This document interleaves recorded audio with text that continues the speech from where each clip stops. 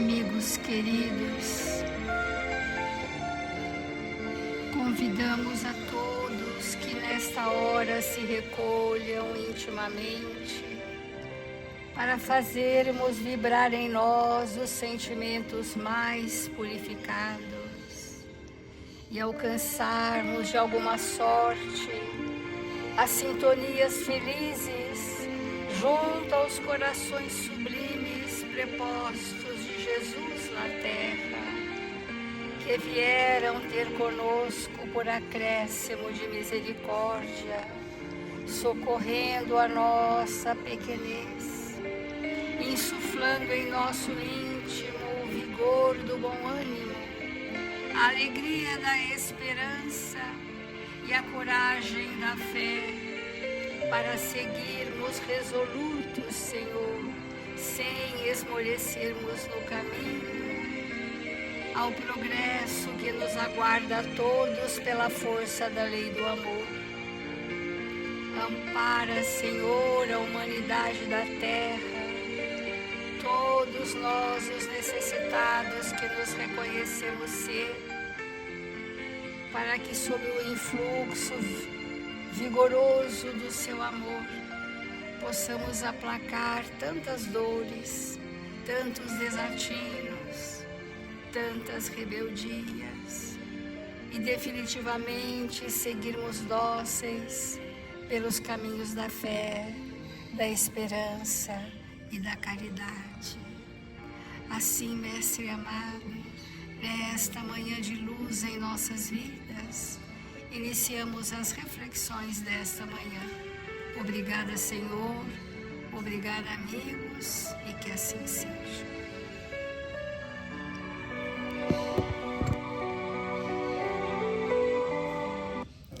Do Evangelho segundo o Espiritismo, nós estamos no capítulo Muitos os chamados, poucos os escolhidos. A porta da perdição é larga, porque as más paixões são numerosas, e o caminho do mal é frequentado pela maioria.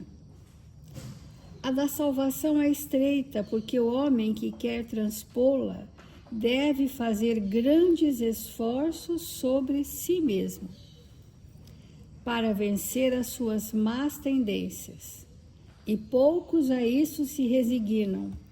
É o complemento da máxima a muitos chamados e poucos escolhidos.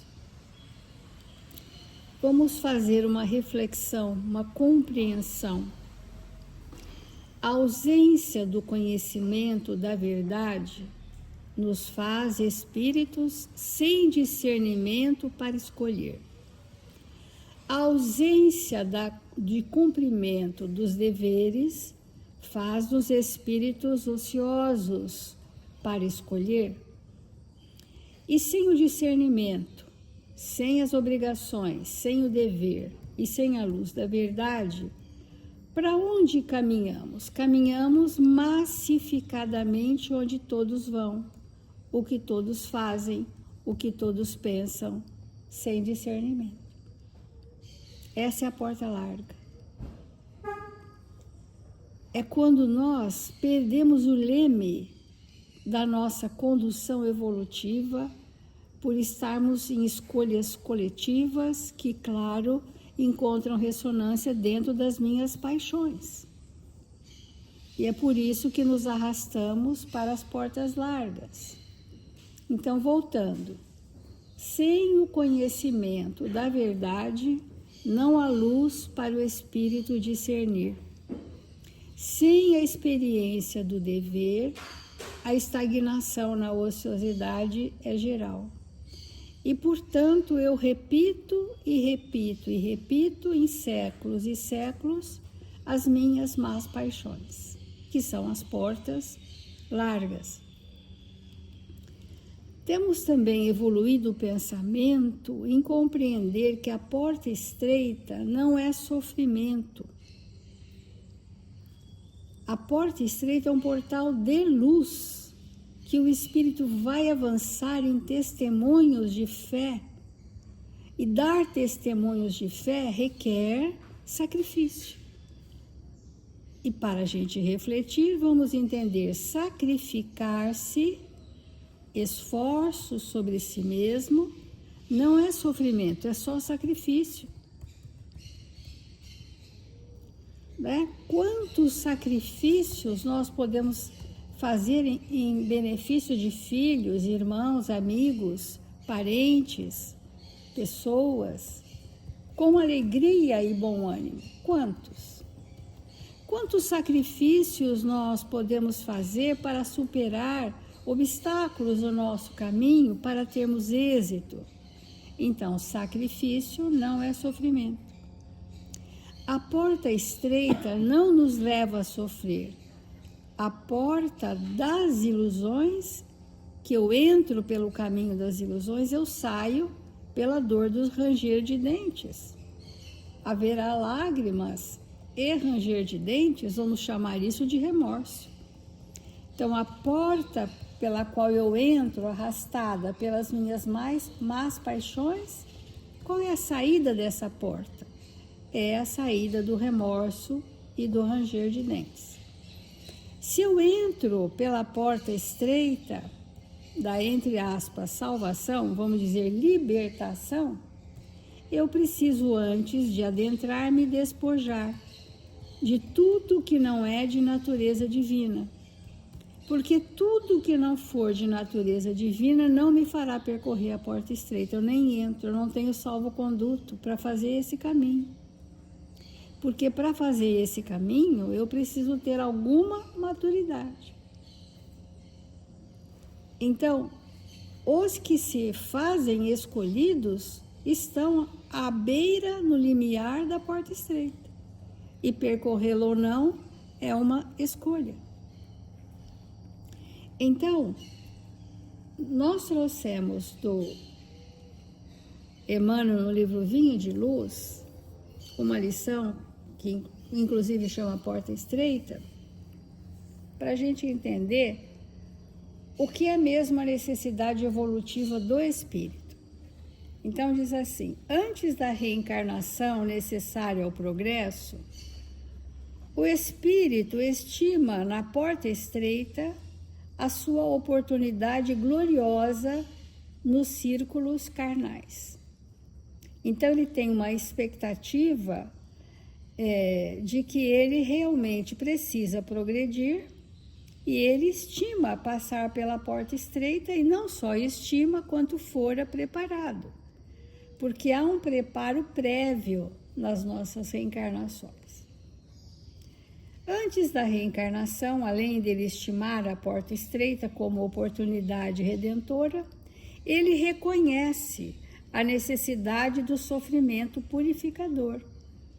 Há muitas formas de dores. Há a dor evolução, que é o sacrifício de nós mesmos, né? E há a dor rebeldia, encrudecimento no mal. Então, ele reconhece a necessidade do sofrimento purificador, anseia pelo sacrifício que redime, exalta o obstáculo que ensina, ele aprende que o obstáculo vai ensinar, que o sacrifício vai moldar no seu ser espiritual valores, que é necessário abrir mão de tudo que não é de natureza divina em nós. Ele aprende antes da reencarnação, compreende a dificuldade que enriquece a mente e não pede outra coisa que não seja a lição. Nem espera senão a luz do entendimento que a elevará nos caminhos infinitos da vida. Então vamos pensar assim de forma prática. Estamos no aguardo de uma nova reencarnação, nos departamentos da reencarnação, em todas as colônias espirituais há um. E eu estou nos meus tormentos, porque está agudizado em mim as minhas dores morais. E um espírito amoroso nos chega e diz: para sanear os seus tormentos e suas dores morais, do que você necessita. E há uma ponderação, que sob a nossa anuência, nós consentimos em passar pelo, entre aspas, sofrimento purificador, pelo sacrifício dos interesses pessoais que nos redime, a superar os obstáculos que são adversidades do caminho, e a gente vem fortalecido para isso. Não parece, mas vem fortalecido para isso. Aí obtemos, segundo palavras de Emmanuel, obtém o vaso frágil da carne, corpo físico, em que mergulha para o serviço de retificação e aperfeiçoamento. Porque, amigos, a reencarnação tem só uma finalidade, a nos elevar à perfeição em cada etapa evolutiva. Nesta retificação, ou seja, alinhamento com as leis, e aperfeiçoamento moral. Esse é o objetivo, a finalidade útil da reencarnação é essa. E a gente reencarna assim. Reconquistando, porém, a oportunidade da existência terrestre, porque quando a gente reencarna, o corpo físico, ele nos reabilita sensações que, quando na erraticidade, nós já não tínhamos na intensidade. As sensações do mundo, tudo que toca os nossos órgãos, os sentidos e nos dá prazer, geram um bem-estar, um encantamento, mas pode acordar também antigos vícios. Vícios das sensações que corromperam as nossas emoções. O vício das sensações corrompe as nossas emoções doentes. E é como se nós vestíssemos um corpo físico, um abafadouro da expansão de quem nós somos verdadeiramente. Para uns isso é bom, porque abafa o mal que há em nós, e para aqueles que são melhores do que nós, também se sentem aprisionados nesse abafadouro. E reconquistando então a reencarnação, ele volta a procurar as portas largas. Por que volta? Porque a memória aflorada que ele tem são desses velhos hábitos. Então eu reencarno e quero repetir os meus velhos hábitos, porque é o único repertório que eu tenho. Então, fugindo à dificuldade, empenha-se pelo menor esforço. Então, vamos voltar à reflexão inicial. Quando o espírito não tem o conhecimento da verdade e, portanto, ele tem uma vontade frágil, ele não se sente com recursos para enfrentar os obstáculos. Ele foge à dificuldade e, pela ociosidade, vai para a lei do menor esforço. Muito bem. Além de nós nos deixarmos arrastar pelas memórias, temendo o sacrifício, exige a vantagem pessoal. Então as pessoas sempre querem negociar, né? Tá bom, eu vou fazer esse sacrifício em troco do quê? O que é que eu ganho com isso? E as vantagens que a pessoa quer ganhar, muitas vezes não é a vantagem da espiritualização da existência. Então, longe de servir aos semelhantes, reclama os serviços dos outros para si. Então, o espírito sempre frágil, ocioso, sempre é mais exigente e quer ser servido. E ser exigente nas trocas dos seus sacrifícios e querer ser servido é a porta larga. E no sono doentio do passado, atravessa os campos de evolução sem algo realizar de útil. Ele vai passando a encarnação, existindo sem viver a vida do espírito, fazendo o que todos fazem sem viver a vida do espírito, sem finalidade útil, apenas na sobrevida. Esse é o sono doentio do passado. Menosprezando os compromissos assumidos, ele nem percebe o chamamento, que é o capítulo, muitos dos chamados, ele não percebe as oportunidades e ele se movimenta coletivamente. Em geral, quase todos os homens, seres humanos, somente acordam quando a enfermidade lhes requisita ao corpo as transformações da morte. Às vezes, nem sempre, a doença é um estímulo ao despertar, mas para muitos, a doença ainda é um estímulo para a revolta, para a indignação. Então, o aguilhão que vai movimentar a nossa consciência é só o conhecimento da verdade experienciado. Esse é infalível. Quando conhecemos as leis de Deus e passamos a vivê-la pequeninamente, na proporção da nossa pequenez, este sim é o aguilhão da consciência. E esta é a força que move a nossa transformação. Para a gente ir encerrando, quando eles desencarnam, ele fez o planejamento, veio, voltou. Quando ele desencarna, que ele entra em contato consigo mesmo, todos pensam: ai, se fosse possível voltar, eu faria diferente. Que começa o remorso. Com que aflição acariciam o desejo de tornar a viver no mundo a fim de aprenderem a humildade, a paciência e a fé, que já era o tema anterior da sua reencarnação. Mas é tarde, rogaram a porta estreita e receberam-na. Entretanto, recuaram no instante do serviço justo. E porque se acomodaram muito bem nas portas largas, volvem a integrar as fileiras ansiosas daqueles que procuram entrar de novo e não conseguem. Porque nós não podemos achar que nós vamos voltar e fazer a mesma coisa de novo.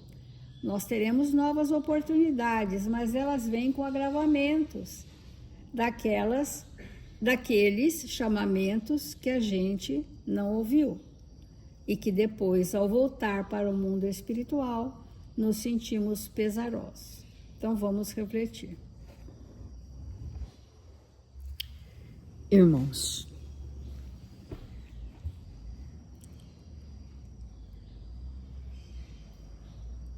vou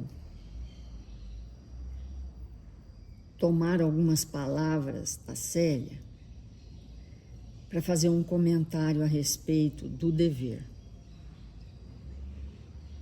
A pergunta que nós precisamos fazer na nossa intimidade é: o quanto nós nos reconhecemos como espíritos que efetivamente cumprimos com o nosso dever. E dever não é obrigação.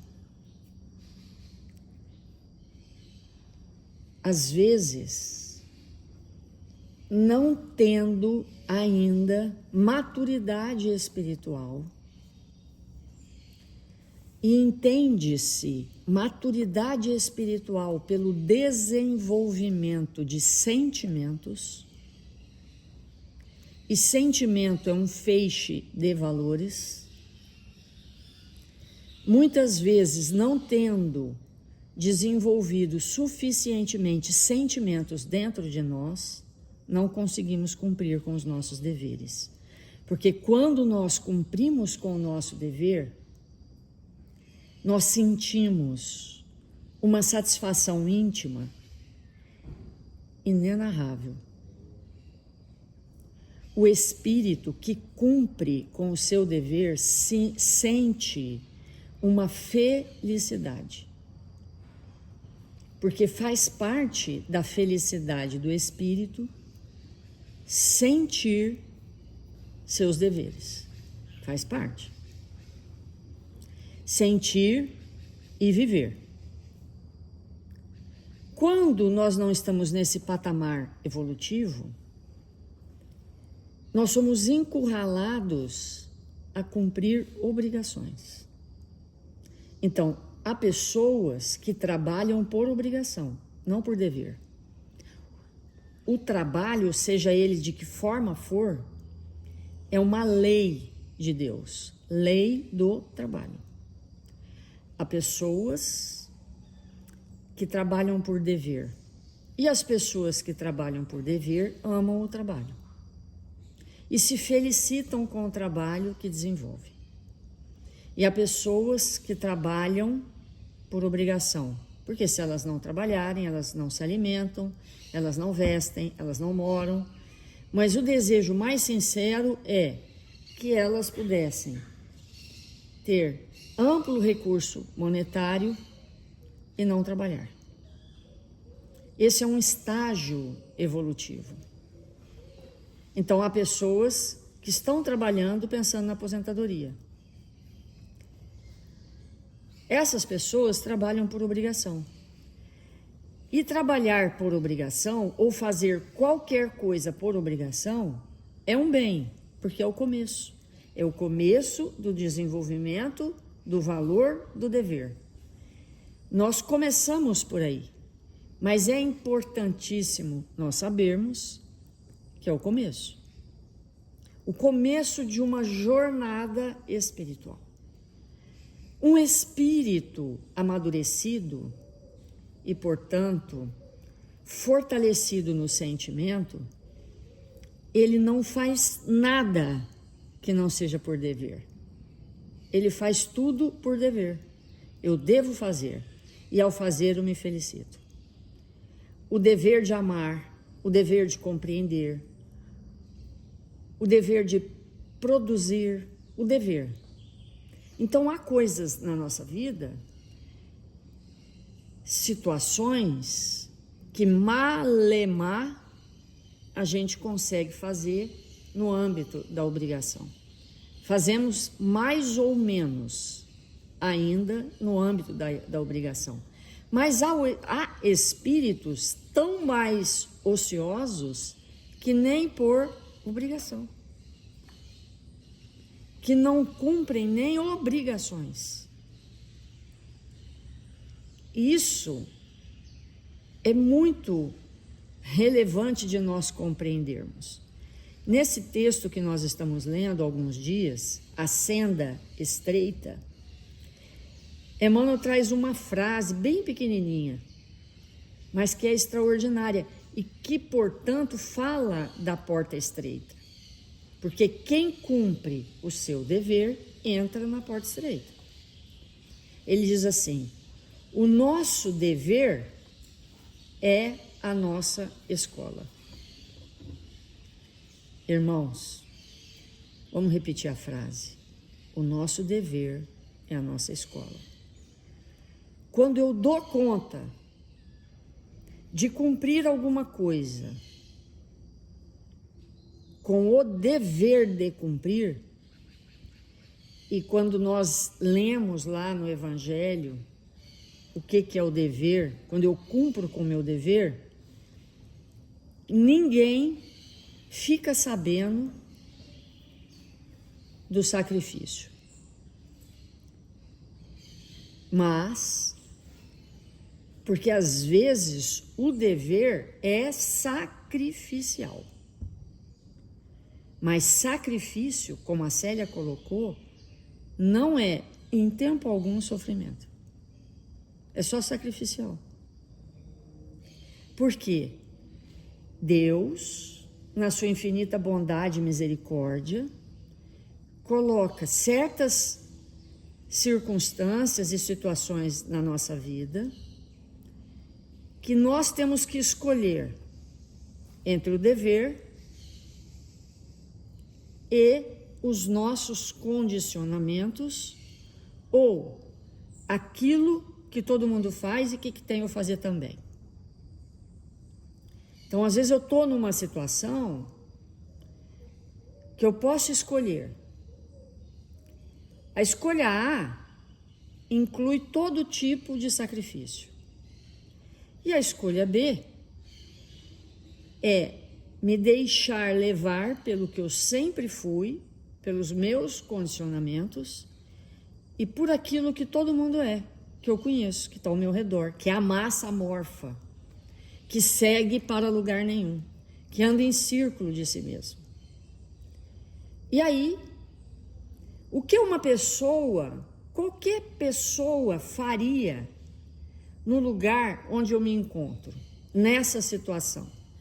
As pessoas que eu conheço, que faz parte dessa massa amorfa, que não conhece o Evangelho, que não conhece Jesus, que não conhece as leis, que não está disposta ao sacrifício, essas pessoas que são levadas pelas suas mesmices, o que elas fariam se estivessem no meu lugar? O que será que elas fariam? E se fosse uma pessoa altamente cumpridora do seu dever, o que ela faria se estivesse no meu lugar? Será que nós fazemos essa pergunta? Porque temos que fazer. Porque se Emmanuel está dizendo que o nosso dever é nossa escola, toda vez que eu cumpro com o meu dever, eu me felicito e aprendo. Eu aprendo, porque a escola é o lugar onde nós aprendemos. Se o dever é uma escola, toda vez que eu cumpro com o meu dever, eu me felicito e aprendo. Aprendo o quê? Aprendo que cumprir com o dever me eleva.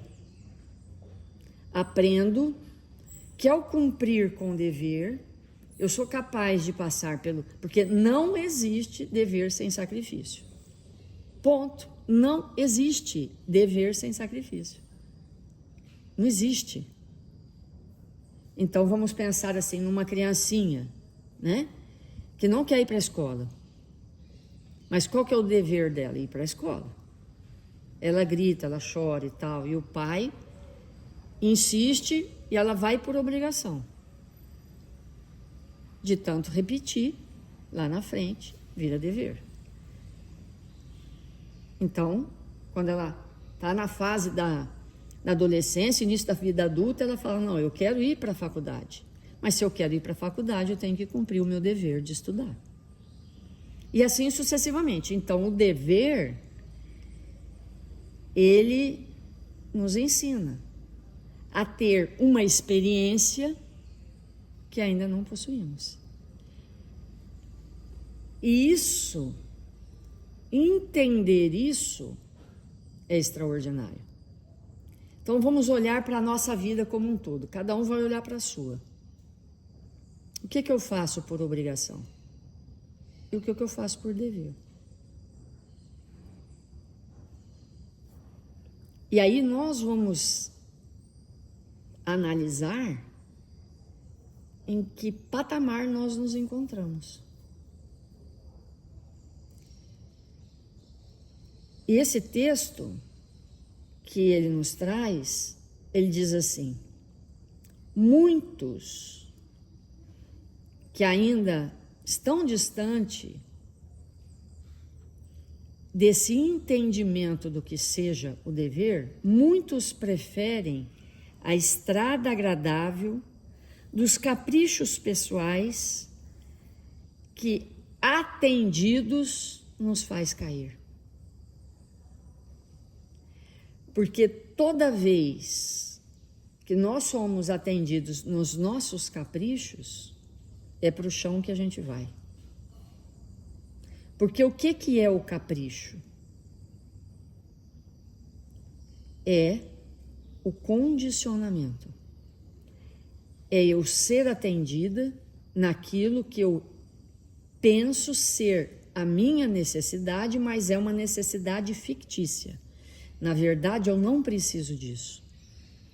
E eu luto para obter isso e, tendo obtido, fico no mesmo lugar e, estando no mesmo lugar, me sinto derrotada. E a derrota é um tombo. E aí que começa esse discernimento de nós entendermos para onde ir.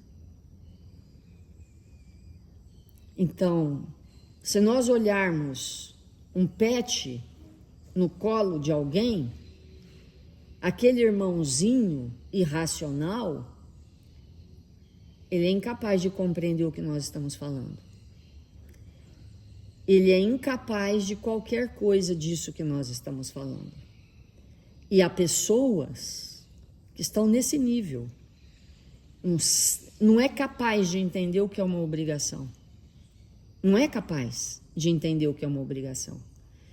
Porque cumprir com uma obrigação seria uma afronta,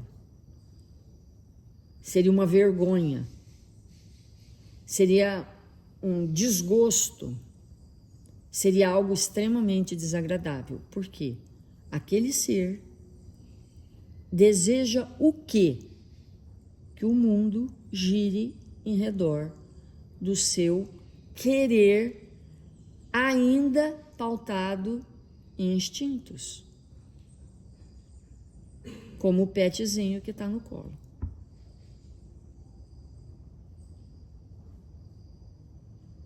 É assim. Grande parte da humanidade ainda não chegou no desenvolvimento da razão, ainda não chegou no desenvolvimento do discernimento, ainda não chegou na fase do cumprimento do dever e às vezes nem da obrigação. Então vamos fazer a nossa prece.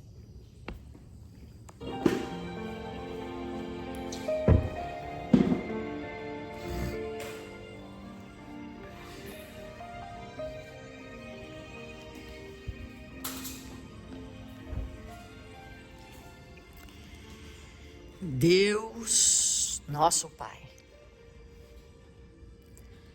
Jesus, divino amigo das nossas vidas, quanta alegria em nossos corações. Nós nos encontramos aqui, Senhor, te buscando a presença, para que o Senhor nos envolva em vibrações de equilíbrio e paz, de bom ânimo e de serenidade, Senhor, a fim de que possamos compreender mais e mais por que estamos aqui, porque nascemos, porque estamos com as pessoas que caminham conosco, porque a nossa existência é desta forma. Porque erramos, porque acertamos. Nós estamos aqui, Senhor, para aprender a refletir. E refletindo, possamos discernir e escolher de maneira vigorosa, vitoriosa para o Espírito eterno e imortal que somos.